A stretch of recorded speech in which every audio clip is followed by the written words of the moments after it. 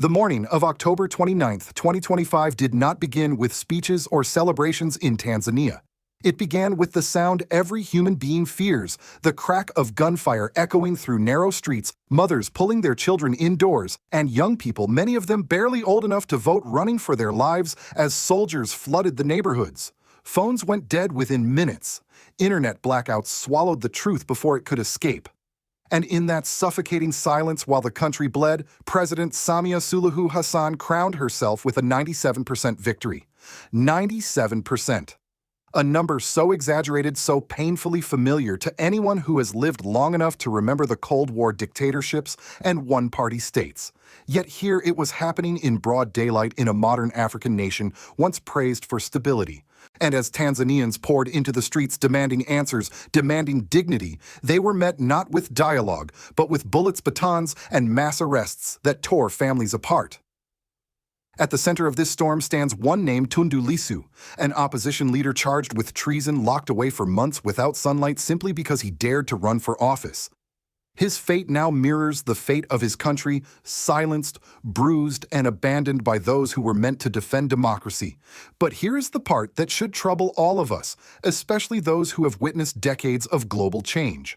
Why did it fall to the European Parliament, not the African Union, to speak for Tanzanian lives? Why did lawmakers in Brussels cry out against the killings while African leaders remained silent in their palaces? If you care about justice, if you believe that silence in the face of persecution is a form of complicity, then stay with me. What you're about to hear is not just a political story, it is a moral reckoning. Please like and share this video if you believe truth should never be buried. And subscribe if you stand with ordinary Africans fighting for dignity and freedom. In the weeks leading up to the October 29th election, Tanzania did not feel like a nation preparing to vote. It felt like a country preparing for a siege. Ordinary people whispered in markets, students spoke in low voices in cafes, and journalists, those who dared to remain, kept one eye on their notebooks and another on the door. Civic space was shrinking so quickly that even longtime observers said it felt like watching a curtain fall in slow motion. Political assemblies were banned under vague security concerns, opposition rallies were broken up before they began, and independent radio stations reported unexplained technical failures just as they attempted to broadcast criticism of the government. For many Tanzanians, the first moment they realized something had shifted was when neighbors began disappearing. Humphrey Polola, a government critic, went missing in broad daylight. Families filed police reports that were never acknowledged. Weeks passed with no answers. And when activists asked questions, they were told to stay calm for their own safety. This was the atmosphere in which the election was held, an environment where fear replaced freedom. Then came election morning. Citizens walked toward polling stations before sunrise, hoping their presence would matter. But the streets were not filled with campaign posters and excited voters. Instead, armored vehicles stood at intersections, soldiers lined public squares, and checkpoints appeared where children normally played. Within hours, reports emerged that dozens of youth were turned away from voting stations, told their names were missing from the register. The Maasai communities, long targeted for displacement, found entire villages erased from the electoral list, as if they had ceased to exist. Just after noon, everything changed. Crowds gathered in several cities to protest the irregularities. They were peaceful, holding signs, chanting, recording what they saw. But as many eyewitnesses later said, the government came prepared for war. Soldiers opened fire. Tear gas filled the air. Videos captured people scrambling for cover, mothers shielding teenagers with their bodies, young men dragging the wounded to safety. By sunset, Tanzania had witnessed the deadliest election day in its modern history. The numbers vary because the government shut down communications, but all credible reports point to hundreds, killed hundreds, injured hundreds, arrested in a single wave of repression. Then the lights went out, literally. The internet was shut down for 6 days. Phone lines were cut, newsrooms were raided. International reporters were told to leave or face arrest. Inside the blackout, no one could speak, no one could organize, and no one could record the truth. The blackout itself became a tool of violence, isolating communities and turning the country into an information desert. And through all of this, one man's name echoed across Tanzania: Tundu Lissu, the opposition leader who had survived an assassination attempt years earlier, who returned to politics with courage despite constant threats, was now in solitary confinement. He had been arrested 6 months before the election, charged with treason and terrorism, charges so severe they carry the death penalty under Tanzanian law. No court offered transparency. No lawyer was allowed regular access. He was held in a room the size of a closet, according to people familiar with the case, with minimal light and limited medical attention. His imprisonment became the symbol of a broken system, a warning to anyone who dared challenge the ruling power. Even observers who traveled from neighboring countries were not spared. Agatar Atwir from Uganda and Boniface Mwangi from Kenya arrived simply to monitor Tundu Lissu's trial. They were seized by soldiers, allegedly beaten, interrogated for hours, and released only after diplomatic pressure. Their ordeal revealed something chilling. The Tanzanian government was not afraid of hiding its actions anymore. It acted with the confidence of a regime that believed it would face no consequences. By the end of that week, Tanzania was a nation living in silence and fear. The promises of democracy had collapsed under the weight of bullets, intimidation, and a calculated strategy to eliminate political competition. The election was no longer about who won or lost. It became a turning point, a rupture that would draw the world's attention even as African leaders chose to look away. When the gunfire in Tanzania finally faded, the silence that followed was not the silence of peace, it was the silence of abandonment. Inside the country, citizens whispered updates to each other in dark rooms, trading fragments of information smuggled through VPNs or overheard at police stations. But outside the continent, in a building thousands of miles away, something unexpected happened. The chamber of the European Parliament lit up with the word Tanzania, and for the first time since the election, a powerful institution spoke the words African leaders refused to utter. The moment Vera, a member of the EU Parliament, took the floor marked the beginning of the international crescendo. She stood with a tremor in her voice, not of fear, but of righteous fury. Tanzania is showing a deeply troubling pattern of repression and abuse. She began reminding the chamber that critics, journalists, and opposition leaders faced threats, arbitrary arrests, and extrajudicial killings. Her tone sharpened when she described Agatar Atwir and Boniface Mwangi, the observers beaten and tortured simply for witnessing a trial. Their story, she said, demands urgent accountability. In that instant, Tanzania's pain finally had a voice, yet it was not African. Then came the emotional peak, the moment Tundu Lissu's name echoed through Brussels. McAllister, a senior parliamentarian, stepped forward.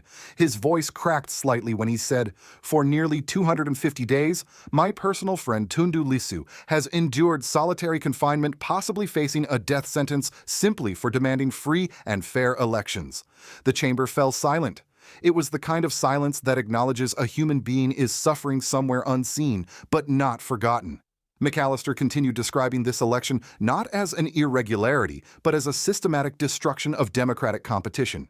His words cut sharply into the record-banning assemblies, silencing free media, imprisoning nearly every leading opposition figure. He demanded that all EU funds channeled through Tanzanian state entities be frozen immediately. Europe must not subsidize oppression, he said, and the room erupted in applause. Another parliamentarian, Alsani, delivered a speech that would later circulate widely on social media. Her voice rose with moral outrage. Hundreds killed, hundreds injured, hundreds arrested, entire country living in fear. Let us say his name clearly, Tundu Lissu. She accused the Tanzanian government of creating a blockade on truth, and she condemned the internet blackout designed to hide evidence of mass killings. But her most searing line was directed not at Tanzania, but at Africa itself. On November 26th, the European Parliament did what the African Union refused to do. It was a sentence that exposed a wound far deeper than any single election. It exposed a continental vacuum of courage. Another member followed with a statement that stung the African conscience even more. "Europeans are shaming us on our own continent," he said. "This isn't Pan-Africanism. This is a criminal syndicate in dashikis protecting each other's right to oppress." His words were harsh, but they carried the weight of truth.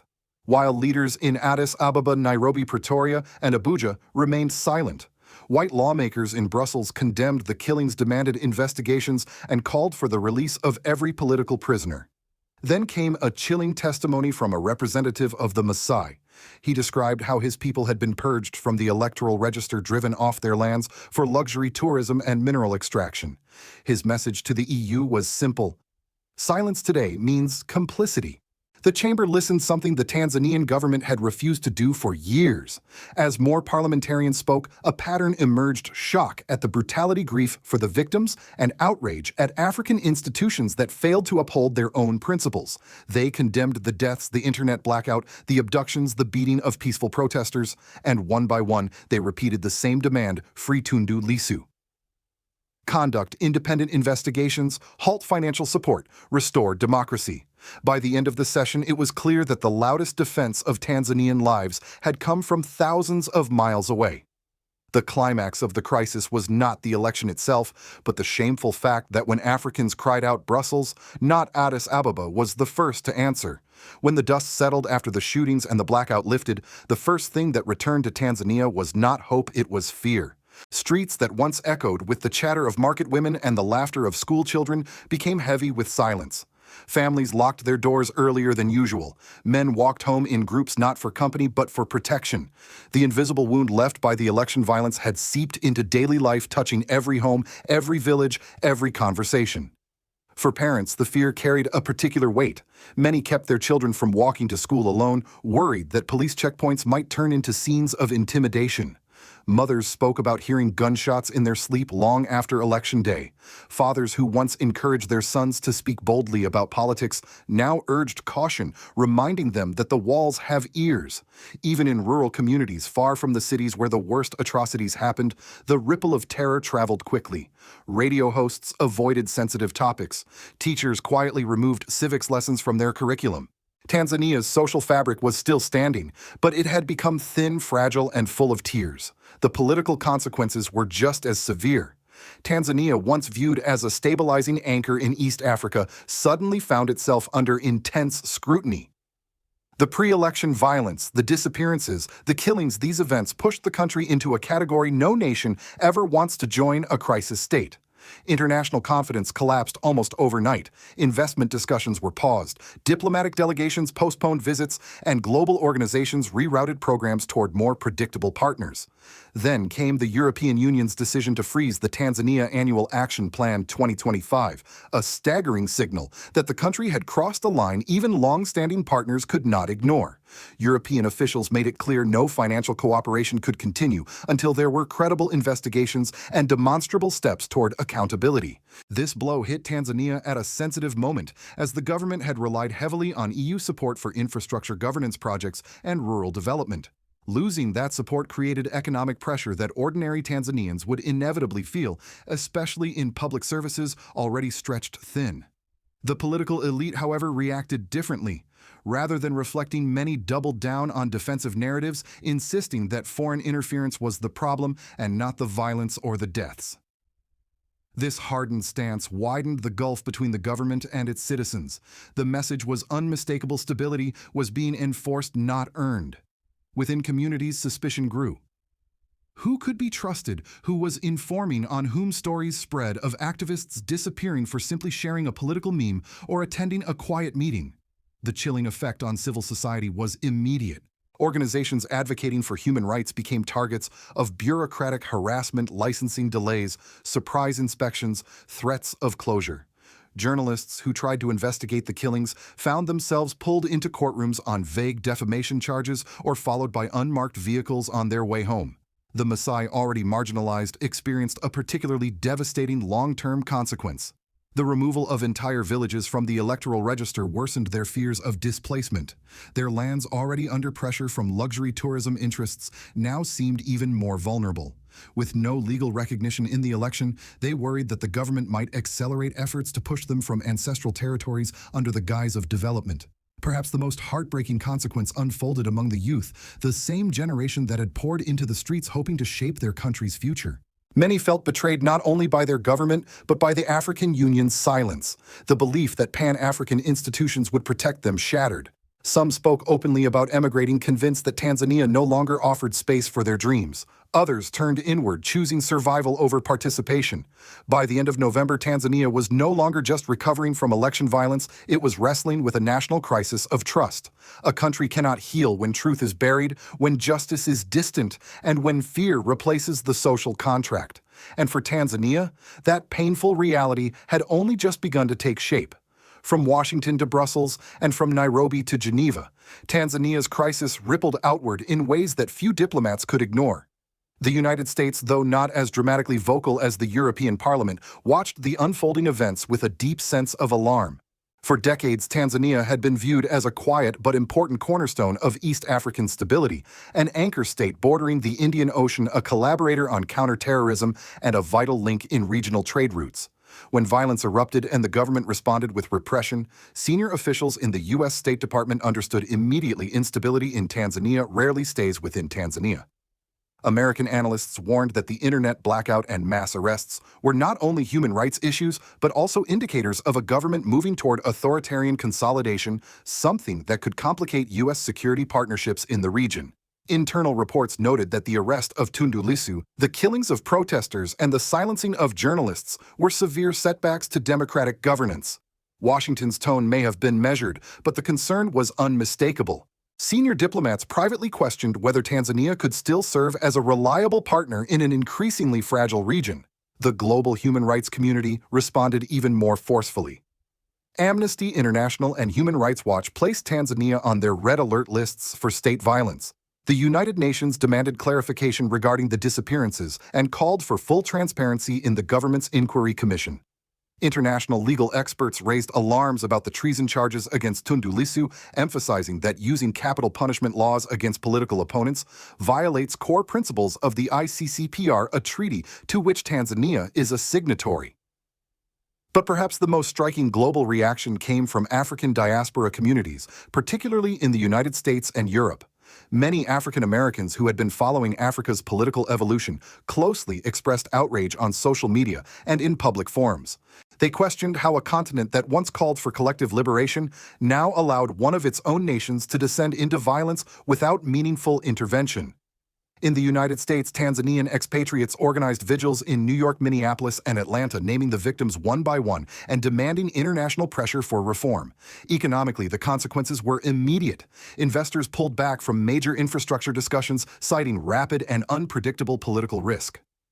Tourism operators, already anxious about regional instability, warned that the negative global press coverage could push Tanzania into a prolonged downturn similar to what other East African states faced after political crises. The global business community is often slow to react, but when trust breaks, it breaks completely. Yet, amid this wave of international scrutiny, the most painful question emerged from within Africa. Why did the loudest voices for Tanzanian lives come from Western institutions rather than African ones? This contradiction did not go unnoticed. Africa-focused news outlets, Africa News among them, criticized the African Union for failing to uphold its own charter of democracy and human rights.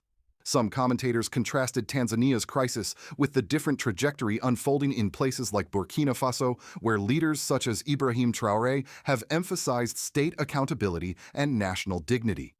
Whether one agrees with Traore's politics or not, the comparison highlighted a stark divide. Some nations were moving toward asserting sovereignty and public trust, while others were descending into repression. For the United States and much of the international community, Tanzania's crisis became a test of values as much as strategy. The world now waits to see whether Tanzania will choose transparency over secrecy, justice over fear, and healing over control. And the question remains, will global pressure be enough to shift the country toward a more honest future, or will the silence of African institutions continue to deepen the wound when a nation reaches a point where its own people whisper the truth while strangers across an ocean shout it aloud? Something fundamental has broken. Tanzania now stands at that crossroads. It is not only mourning the dead or demanding the release of Tundu Lissu, it is grappling with a deeper, more painful question. Can a society rebuild trust when its leaders have chosen force over dialogue, intimidation over transparency, and silence over accountability? History teaches us that wounds left untreated do not heal, they harden. The world has witnessed this pattern before, from Latin America's dark military years to the long shadows cast over Southeast Asia during the 1970s. If Tanzania continues down this path, the tragedy of October 29th may not remain a single event, but instead become the blueprint for a new form of authoritarianism in East Africa. And once that blueprint is adopted by one nation, it can spread with alarming speed. This is why the silence of the African Union is not just disappointing, it is dangerous. Every day they delay speaking out, they send a message to future strongmen. You may do as you wish. Power is protection. But power should never be the shield of those who inflict harm. Power must be the tool through which people find justice, dignity, and the freedom to choose their leaders without fear. If there is one lesson Tanzania's crisis reveals, it is that institutions, whether continental or global, will only defend human beings if we insist on it. Voices matter. Pressure matters. The courage of ordinary citizens matters more than we often believe, and sometimes change begins with people who simply refuse to look away. To my viewers, especially those of you in the United States over the age of 60, you have lived through eras of profound transformation. You've seen nations fall into darkness and rise again through determination and conscience. So let me ask you, do you believe the African Union can regain moral authority after remaining silent this long? Should Tanzania's future depend on the voices in Brussels or on Africans demanding better from their own institutions?